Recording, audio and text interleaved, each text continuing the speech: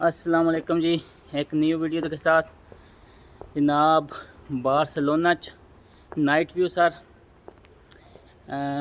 अगस्त विच बारसलोना इंज लगता है जिस तरह वीरान हो गया है। तो जेडे मेन एरियाज ने उत्थे तो बहुत ज़्यादा टूरिस्ट आते हैं, लेकिन जेडे नॉर्मल एरियाज वगैरह होंगे ने उत्थों बिल्कुल वीरान हो जाता है। पूरी दुनिया बारसलोना घूमन आती है तो इत्थे वाले बंदे जेडे ने वो बाहर घूमन जाते हैं।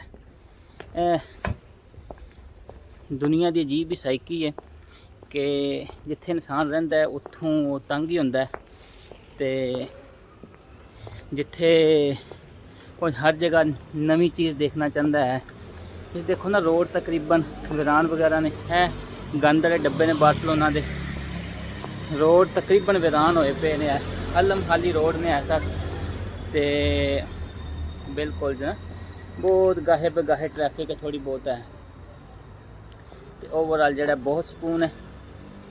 देखो ना बारसलोना वैसे भी जोड़ा ना नाइट टाइम है, रात के तकरीबन 2 को बज गए हैं, लेकिन फिलहाल बड़ी पुरसकून तरीके लोग तुम निकल सकते हो, घर जा सकते हो बेफिक्र होके। ये नहीं कोई टेंशन के रस्ते कोई इशू वगैरह बन जाएगा। हाँ, बाद एरिया बारसलोना एक दो एरिया है जिथे बहुत ज़्यादा टेंशन होती है, उत्थे तुम नहीं रात को निकल सकते हैं, या निकलते हैं तो इस तरह तुम ओपनली वीडियो बनाओगे तो मोबाइल स्नैचिंग के चांसेस वगैरह होंगे ने। लेकिन रेस्ट ऑफ बारसलोना जो बहुत ही पुरसकून है, बहुत ही प्यारा सिटी है।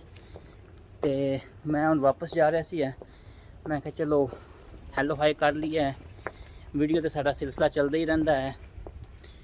तो अमूमन तौर पर जो शॉप्स वगैरह बंद होवन तो फिर इस तरह वेंडिंग मशीन लगी होंदियां ने, जिस बंदे ने कुछ चीज़ लैनी है वो ईजली लै सकता है। तो देखोगे ना ओवरऑल रोड जो खाली रोड पड़े ने, बहुत ही रात टाइम पुरसकून माहौल है। टेक केयर जी, अल्लाह हाफिज़, फ़ी अमान अल्लाह।